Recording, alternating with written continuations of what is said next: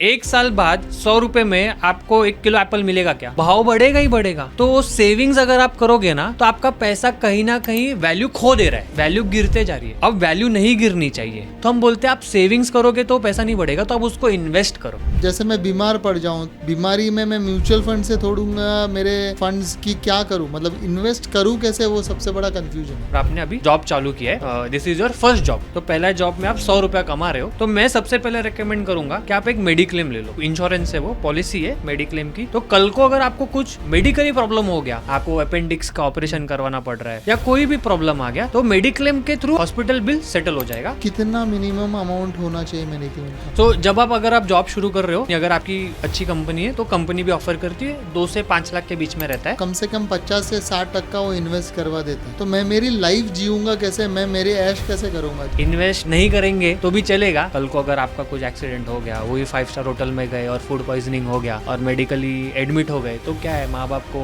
किसी के घर पे जाके पैसा मांगना पड़ेगा कि चलो ठीक है, मेरे बच्चे के पास पैसा नहीं है, मेरे पास पैसा नहीं है, मुझे उसके इलाज के लिए पैसा चाहिए। मैं तो नहीं चाहूंगा कि मेरी फैमिली ऐसे लोगों के सामने हाथ फैलाए। तो हम रेकमेंड क्या करते हैं कि आप टर्म इंश्योरेंस ले लो। लाइफ इंश्योरेंस क्यों नहीं? लाइफ इंश्योरेंस का ही एक पार्ट है जिसको हम लोग टर्म इंश्योरेंस बोलते हैं। तो जो हर साल हम भरते जाते हैं वो क्यों नहीं? टर्म इंश्योरेंस क्या रहता है, वो एक लाइफ इंश्योरेंस है। आपने आपकी लाइफ को इंश्योर करके रखा है, कल को अगर आपको कुछ हो गया तो इंश्योरेंस कंपनी आपको एक पैसा दे देगी। LIC गारंटी नहीं देता है। LIC तो देता है गारंटी। LIC के जो एजेंट है वो गारंटी देते हैं। तो इस सब में ऑप्शन ट्रेडिंग या ट्रेडिंग की बात क्यों नहीं आप करते हैं? Investment is for long term और ट्रेडिंग है ना, वो शॉर्ट टर्म है। तो अगर मेरी सैलरी 30,000 के करीब ही है तो फिर मैं कैसे इन्वेस्ट करूं? तो रियल एस्टेट क्या इन्वेस्टमेंट में कौन से तराजू में आता है? चक्रपाणी जी, हर कोई बोलता है कि सेविंग करो, इन्वेस्ट करो, कम से कम 50 से 60% वो इन्वेस्ट करवा देता है। तो मैं मेरी लाइफ जीऊंगा कैसे, मैं मेरे ऐश कैसे करूंगा? जवानी बार बार थोड़ी ना आती है। एकदम सही बोला सर आपने। मैं तो बोलता हूँ इन्वेस्ट करना ही नहीं चाहिए। अगर मैं आज पैसा कमा रहा हूँ तो मैं आज चाहता हूँ कि मैं 5 स्टार में खाना खाऊँ, मैं चाहता हूँ कि मैं गाड़ी में घूमूँ, AC में घूमूँ, गाड़ी में घूमूँ, मैं चाहता हूँ कि मैं एकदम ब्रांडेड कपड़े पहनूँ, ज़ोरदार, अच्छे, सबसे अलग हटके, हर इवेंट में अलग अलग कपड़े पहनूँ। मतलब ये फंक्शन में मैंने 2,500 की शेरवानी पहनी, फलाने फंक्शन में मैंने 10,000 का सूट पहना, मैं खाना खाने के लिए 5 स्टार होटल जा रहा हूँ, हर हफ्ते जा रहा हूँ, मैं मेरी बीवी को, मेरे घर वालों को सोना, ये डायमंड, वो डायमंड सब दे रहा हूँ। तो इसमें गलत क्या है? इसमें कोई गलत नहीं है, कोई एक पैसे का भी गलती नहीं है। ज़्यादा से ज़्यादा क्या होगा, कल को अगर आपको कुछ हो गया तो वही फैमिली को ये डायमंड, ये ज्वेलरी बेचना पड़ेगा। कपड़ों को तो वैसे कोई वैल्यू नहीं है, और जो आपने खाना खाया वो दूसरे दिन सुबह फ्लश ही होने वाला है, तो वैसे कोई प्रॉब्लम नहीं है। मेरे हिसाब से इन्वेस्ट नहीं करेंगे तो भी चलेगा। ज़्यादा से ज़्यादा क्या होगा, फैमिली थोड़ा सफ़र करेगा, प्रॉब्लम आएगा, क्राइसिस में आपको 2 जन के सामने हाथ फैलाना पड़ेगा। कल को अगर आपका कुछ एक्सीडेंट हो गया, वही 5 स्टार होटल में गए और फूड पॉइजनिंग हो गया और मेडिकली एडमिट हो गए, तो क्या है, माँ बाप को किसी के घर पे जाके पैसा मांगना पड़ेगा कि चलो ठीक है, मेरे बच्चे के पास पैसा नहीं है, मेरे पास पैसा नहीं है, मुझे उसके इलाज के लिए पैसा चाहिए। या कोई बच्चे की शादी करनी है, बेटी की शादी करनी है, पहले पैसा नहीं बचाया तो उसके लिए मुझे कर्जा लेना पड़ेगा। बट कर्जा भी बैंक क्यों देगी जब आपके पास कुछ है ही नहीं? तो बैंक कर्जा भी नहीं देगी। तो हाँ, रिलेटिव के पास जाके आप पैसा मांग सकते हो, अगर आपके पास रिलेटिव्स अच्छे हैं तो दे देंगे और 4 बात सुनाएंगे भी नहीं। मैं तो नहीं चाहूँगा कि मेरी फैमिली ऐसे लोगों के सामने हाथ फैलाए। तो इन्वेस्ट कर भी लूँ, लेकिन 50% आप लोग इन्वेस्ट करवाते हो, थोड़ा कम करवा के। और जैसे मैं बीमार पड़ जाऊँ तो बीमारी में मैं म्यूचुअल फंड से तोड़ूंगा मेरे फंड्स की क्या करूँ, मतलब इन्वेस्ट करूँ कैसे, वो सबसे बड़ा कन्फ्यूजन है। तो मैं ना उसको एक सिंपल तरीके से आपको समझाता हूँ कि आप कैसे कर सकते हो अगर आपको आपकी इन्वेस्टमेंट जर्नी शुरू करनी है। बराबर है। तो सपोज एग्जांपल किया, आपने अभी कॉलेज ख़त्म किया और आपने अभी जॉब चालू किया है, this is your first job, पहला ही जॉब है। ओके, तो पहला जॉब में आप 100 रुपया कमा रहे हो, तो मैं सबसे पहले रेकमेंड करूँगा कि आप एक मेडिक्लेम ले लो। ओके मेडिक्लेम की एक इंश्योरेंस है, वो पॉलिसी है मेडिक्लेम की। तो कल को अगर आपको कुछ मेडिकली प्रॉब्लम हो गया, आपको अपेंडिक्स का ऑपरेशन करवाना पड़ रहा है या कोई भी प्रॉब्लम आ गया, तो मेडिक्लेम के थ्रू आपका पैसा बिल, हॉस्पिटल बिल सेटल हो जाएगा। कितना मिनिमम अमाउंट होना चाहिए मेडिक्लेम का? सो अगर आप जॉब शुरू कर रहे हो तो आपको कंपनी, अगर आपकी अच्छी कंपनी है तो कंपनी भी ऑफर करती है 2 से 5 लाख के बीच में रहता है। अगर वो ऑफर नहीं है तो आप 2 से 5 लाख का एक बेसिक पॉलिसी ले लो, और एक टॉपअप पॉलिसी रहता है 10 लाख का।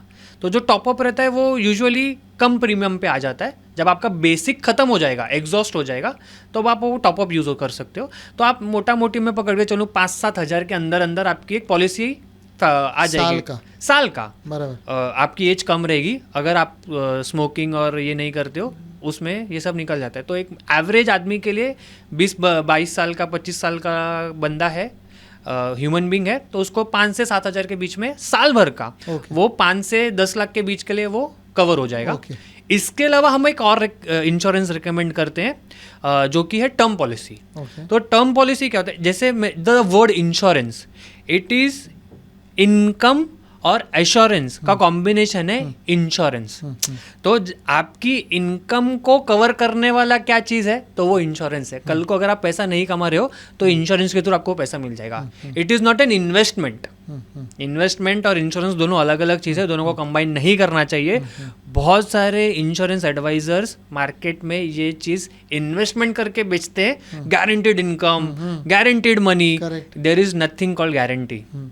Actually this is wrong. LIC तो देता है गारंटी 6 महीने। LIC कंपनी कभी आपको गारंटी नहीं देता है। LIC के जो एजेंट है वो गारंटी देते हैं, LIC गारंटी नहीं देता है।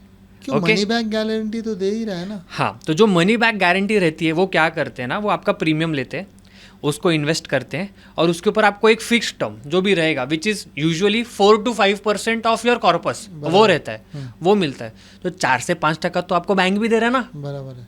तो इनकम का assurance is your insurance. And insurance का मेन फंडा क्या है कि आपके एब्सेंस में आपके फैमिली को वो पैसा मिलना चाहिए। बराबर है। आप उसका फल एंजॉय करोगे जरूरी नहीं है। बराबर। इंश्योरेंस वो फंडा ही नहीं है। बराबर है। ओके, तो हम रेकमेंड क्या करते हैं कि आप टर्म इंश्योरेंस ले लो। लाइफ इंश्योरेंस क्यों नहीं? लाइफ इंश्योरेंस का ही एक पार्ट है जिसको हम लोग टर्म इंश्योरेंस बोलते हैं। तो जो हर साल हम भरते जाते हैं वो क्यों नहीं? वही टर्म इंश्योरेंस क्या रहता है, वो एक लाइफ इंश्योरेंस है। आपने आपकी लाइफ को इंश्योर करके रखा है कि कल को अगर आपको कुछ हो गया तो इंश्योरेंस कंपनी आपको एक पैसा दे देगी। तो सपोज आप 30-35 हज़ार रुपया कमा रहे हो, आपकी एज है 25, 26, 27 जो भी रहेगी, 25-26 के बीच में आपकी एज है, तो आपने आपकी इंश्योरेंस का 20x, तो जैसे अगर आप 30-40 हज़ार रुपया कमा रहे हो तो आपको मोटा मोटी 1 करोड़ के आसपास, 90 लाख के आसपास का इंश्योरेंस मिल जाएगा। कल को आपको कुछ हो गया तो 90 लाख रुपया आपके नॉमिनी को मिल जाएगा। और टर्म कितना अमाउंट कितना भरना पड़ेगा साल का? तो जितना जल्दी आप शुरू करोगे उतना कम रहेगा। तो मैं आपको मेरा एग्जांपल देता हूँ। आई एम 31 राइट नाउ, मेरा 2 करोड़ का पॉलिसी है।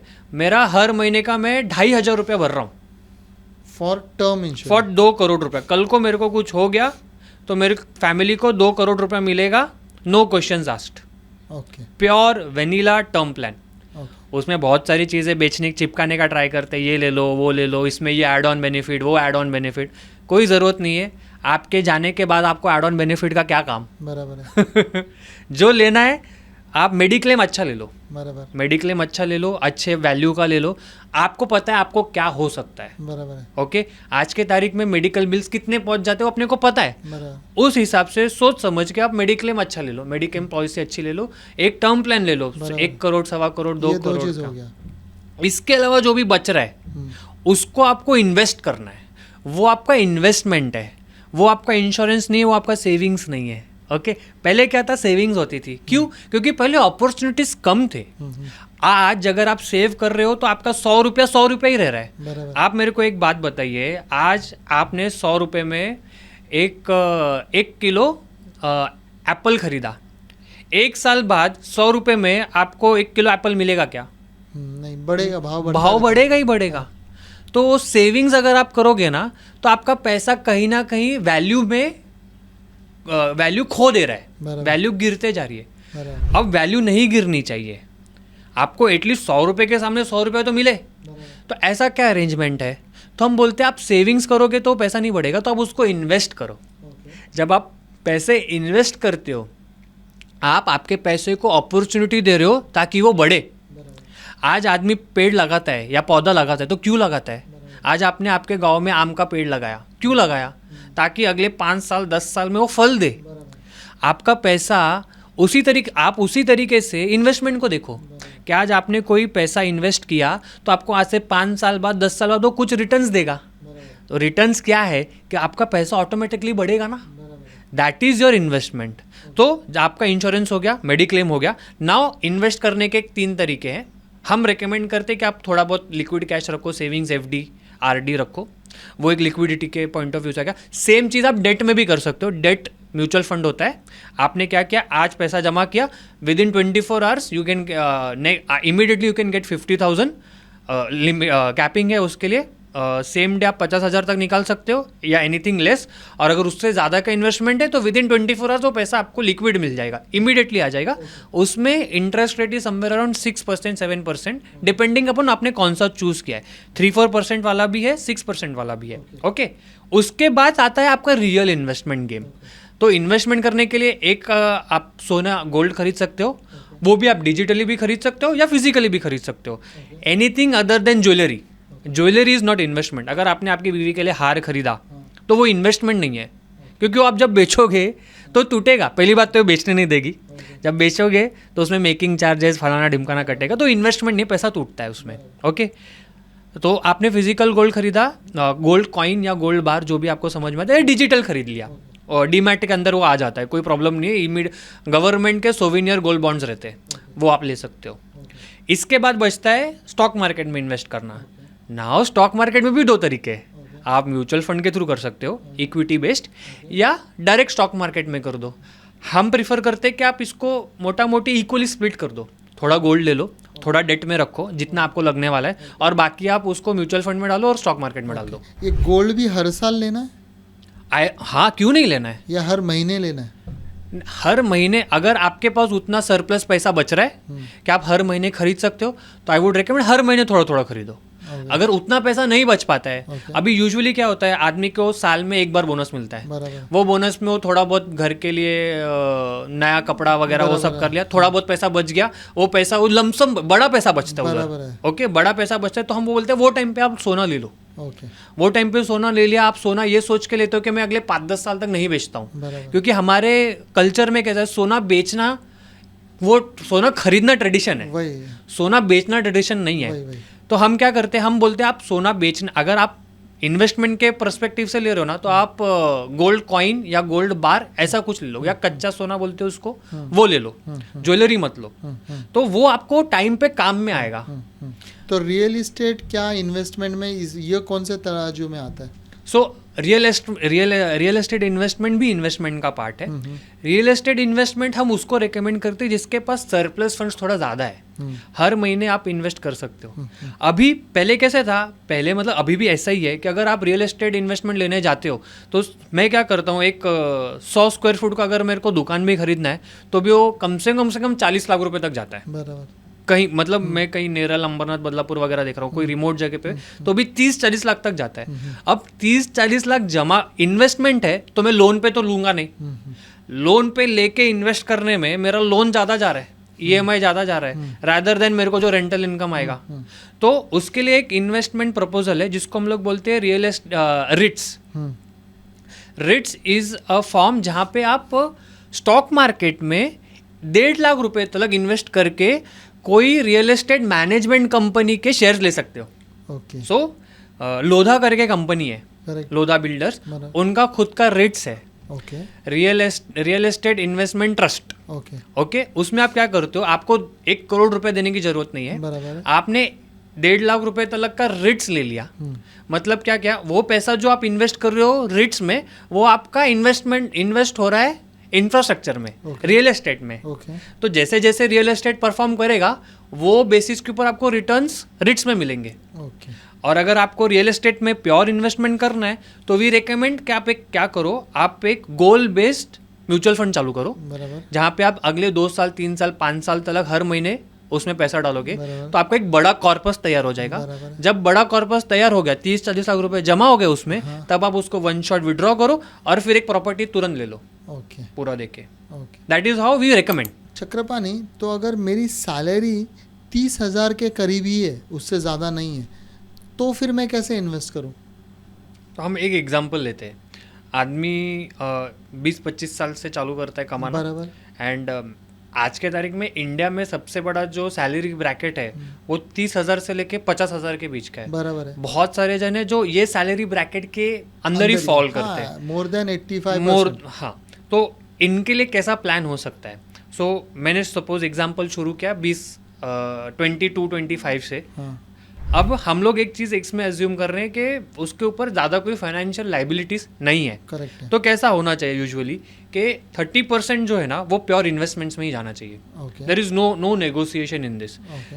क्योंकि जैसा जैसा मेरा एज कम है ना, मेरे पास अर्निंग अपॉर्चुनिटी बहुत है। बराबर है। जैसे जैसे मेरा एज बढ़ते जाएगा ना, बराबर। मेरा रिस्क टेकिंग कैपेसिटी कम होते जाएगा। बराबर है। तो मैं रेकमेंड कैसे करता हूँ कि आप 30% इन्वेस्ट करो। बराबर। वो 30% में से एक कंफर्टेबल परसेंटेज रहेगा। यूजुअली हम लोग 20% के आसपास पकड़े, जो हम लोग बोलते हैं आप इक्विटीज में डालो। बराबर। आपके पास इक्विटीज को मैच्योर होने के लिए बहुत बड़ा टाइम है। बराबर। अगर मैं 25 साल में भी इन्वेस्टमेंट चालू करता हूँ, 28 में भी शुरू करता हूँ, at the age of 28 I am starting equity investment. मैं 28 साल की उम्र में इक्विटी इन्वेस्टमेंट शुरू किया, तो मेरे पास, मैं सपोज कर रहा हूँ मैं 60 साल में रिटायर होऊंगा, तो मेरे पास लॉन्जिटिविटी बहुत है, more than 30 years, 32 years to be precise. मेरे पास 32 ईयर्स है जहाँ पे मेरे पास मैं पैसा कमाऊंगा।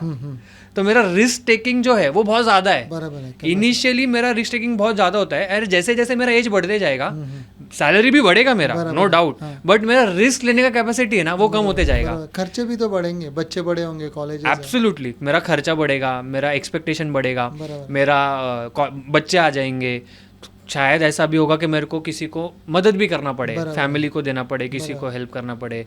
मेरा बच्चा अगर उसको बाहर जाना है पढ़ाई के लिए, मेरे को उसका सोचना पड़ेगा।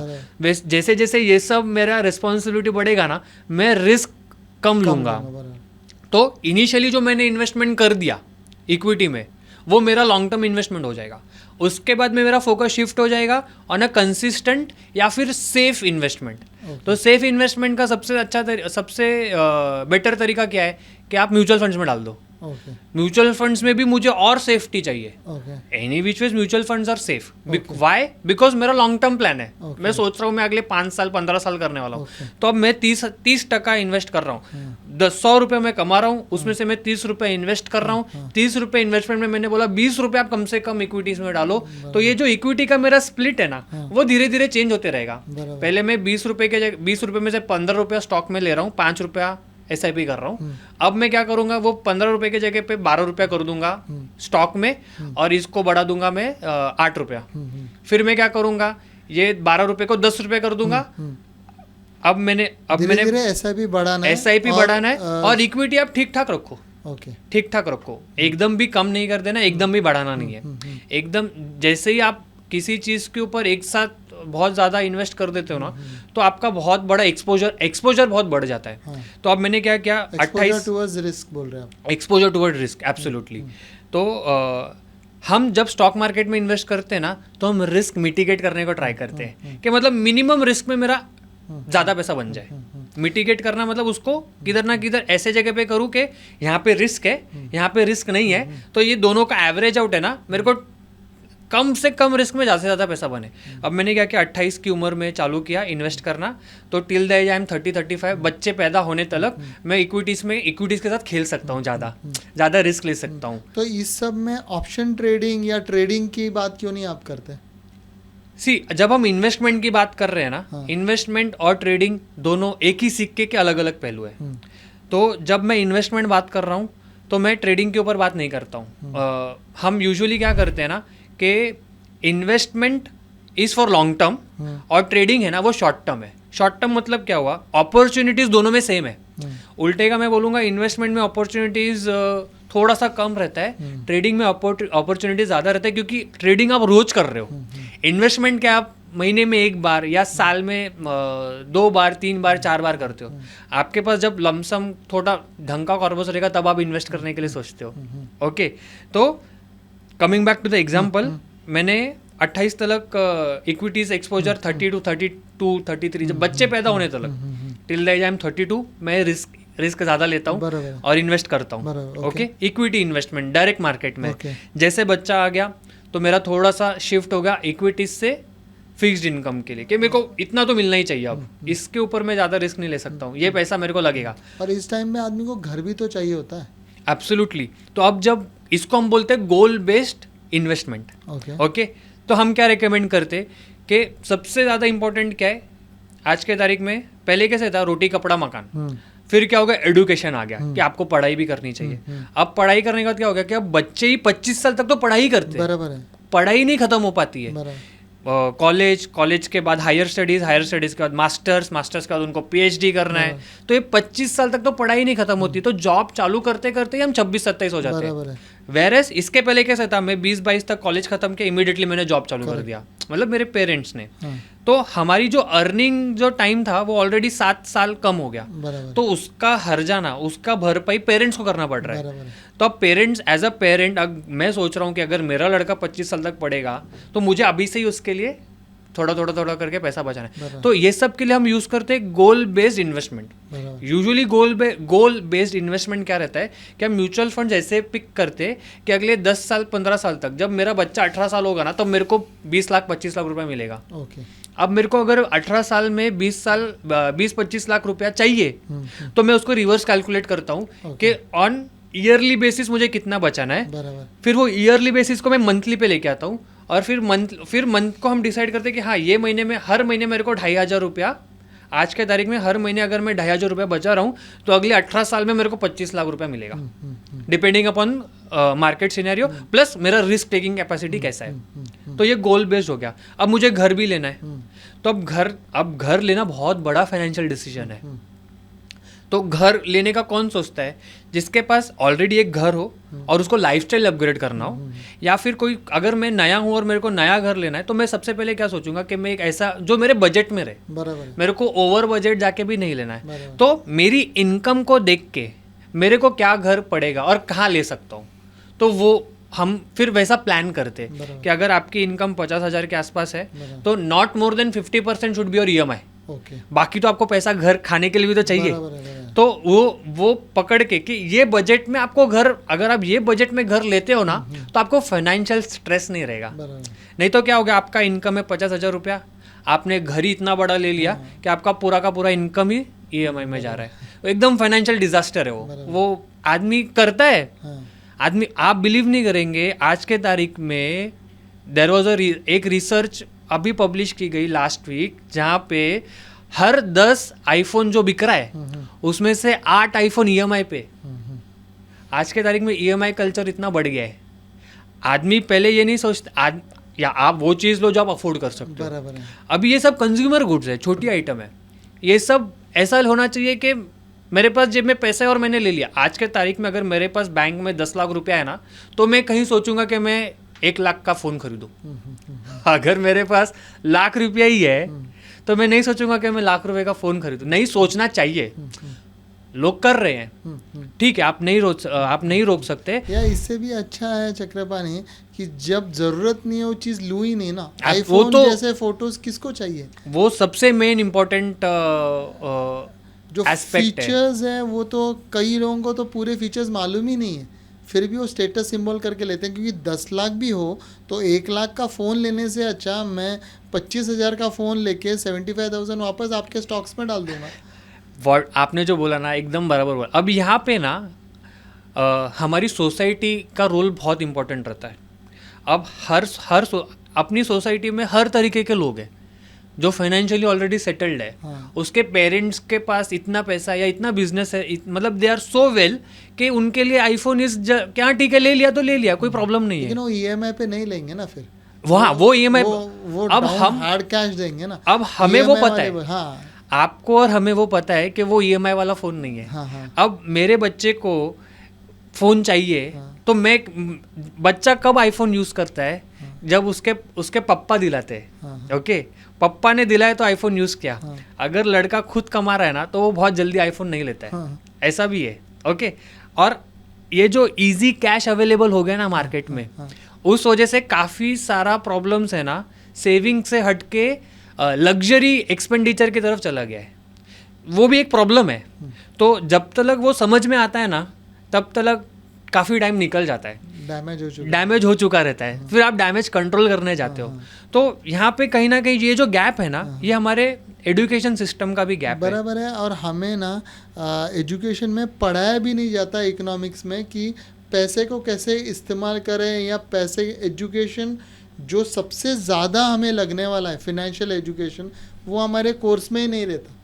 उसके जगह पे बहुत ही ज़्यादा साइंटिफिक रॉकेट के ट्रेजेक्ट्री के बारे में बताया जाता है जो कि हार्डली कोई यूज़ कर रहा है। तो हमारा जो एजुकेशन सिस्टम है ना, वो अभी थोड़ा मॉडिफाई होना शुरू हुआ है, which is good sign. But जो आपने बोला ना वो बहुत सही बोला। आज के तारीख में फाइनेंशियल लिटरेसी बच्चों में बहुत कम क्या नहीं ही है। उनको कितना कमाना है, आप किसी को पूछोगे ना कि ठीक है, आपने किसी का जॉब इंटरव्यू लिया, आपने उसको पूछा ठीक है तेरे हिसाब से तेरा सैलरी कितना होना चाहिए तू बता, वो जॉब ही नहीं दे पाएगा।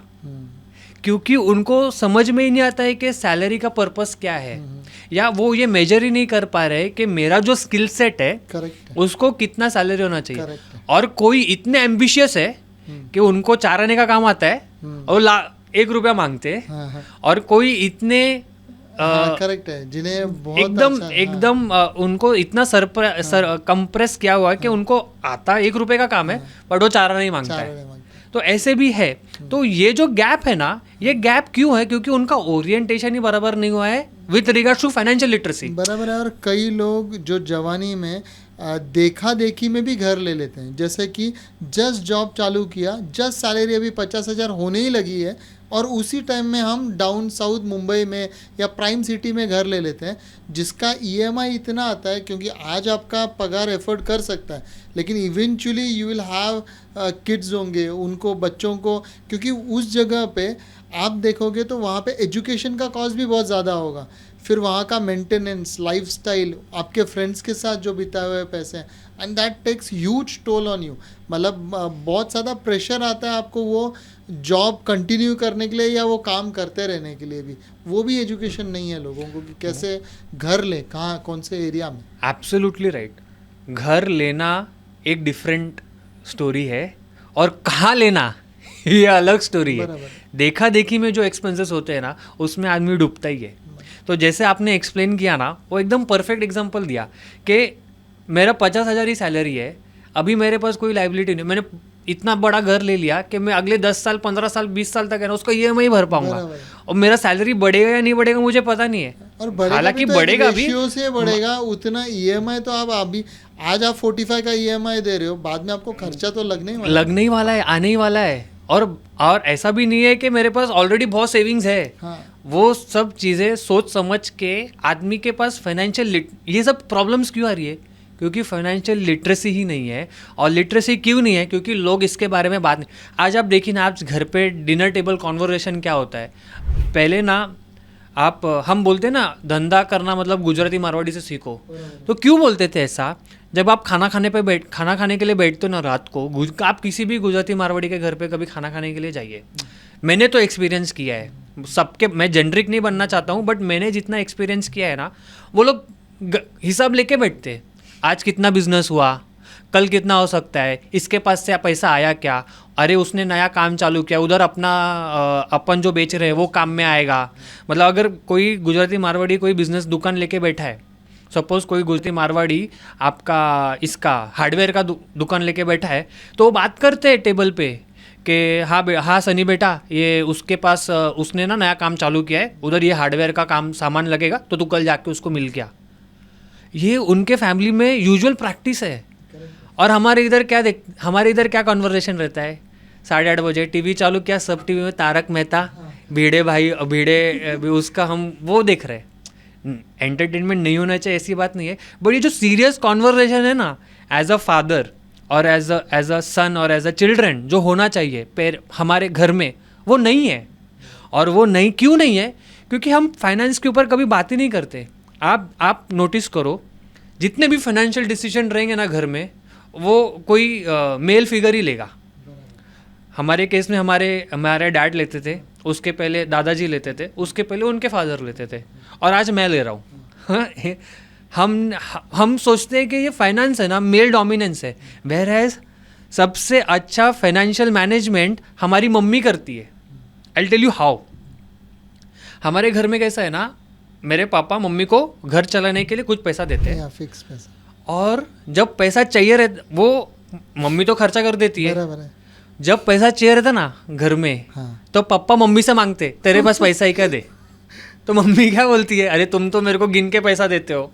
फिर भी उनके पास वो गुप्त धन रहता है, गुप्त गड़ा धन रहता है, जहाँ से वो पैसा लेके आके देते हैं। करेक्ट। सबसे ज़्यादा फाइनेंशियल नॉलेज या फाइनेंशियल एक्यूमेंट हमारे मम्मी के पास है, करेक्ट। और हम उनसे बात ही नहीं करते ये सब चीज़ के ऊपर।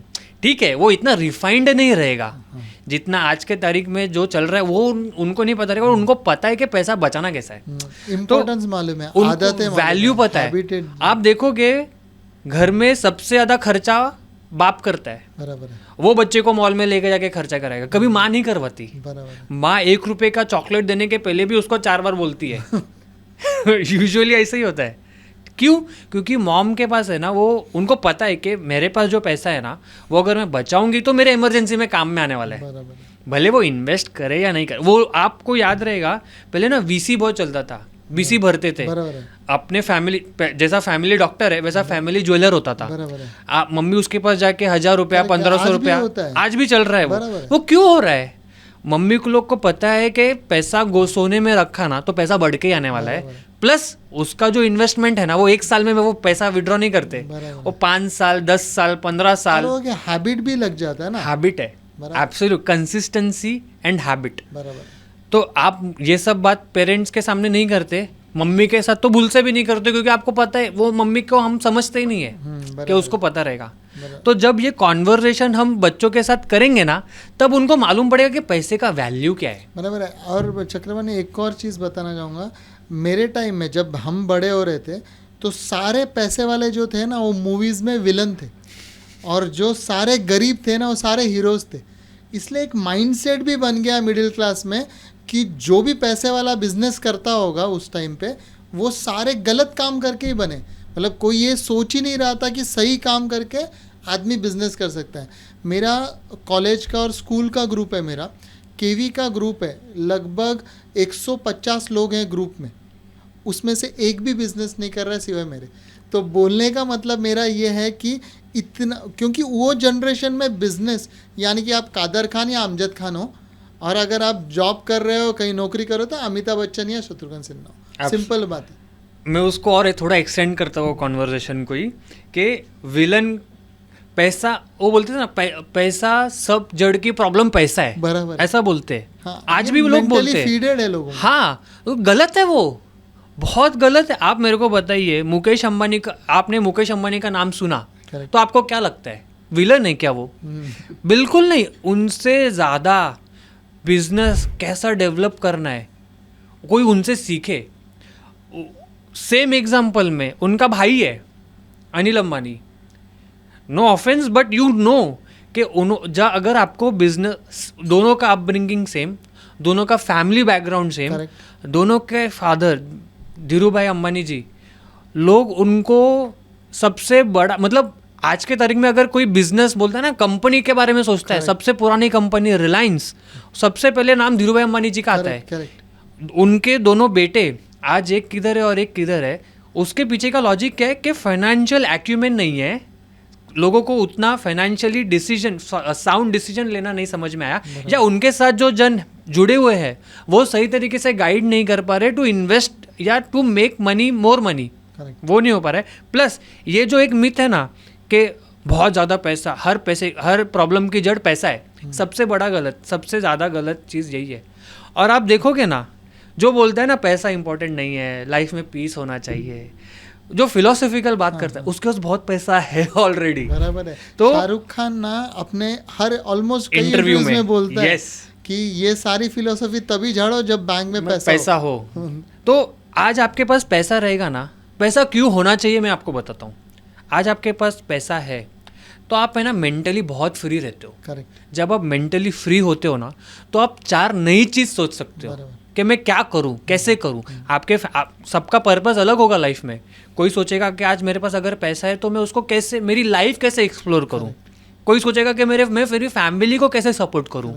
कोई सोचेगा कि मैं अभी जैसे स्टार्टअप कल्चर आया है, तो स्टार्टअप कल्चर क्या है कि जो नए बडिंग एंटरप्रेन्योर्स है उनके पास इतना दिमाग है, इतनी टेक्नोलॉजी एडवांस वो यूज़ कर रहे हैं कि अगर उनके पास क्या नहीं है, पैसा नहीं है, फंड नहीं है, उनके पास नॉलेज इतना है, उनके पास एक्सपीरियंस भले इतना नहीं रहेगा, बट टेक्नोलॉजी उनको इतना पता है कि आप और मैं वो टेक्नोलॉजी यूज आज हम वो सीखने जाएंगे तो मेरी जनरेशन तो निकल ही जाएगी। तो मेरे पास क्या है, मेरे पास पैसा है। अगर मैंने मेरा फंड्स मोबिलाइज किया और उसको दे दिया तो मेरा पैसा भी बढ़ाएगा, प्लस वो भी बढ़ेगा ना, हम एज अ कम्युनिटी बढ़ेंगे आगे।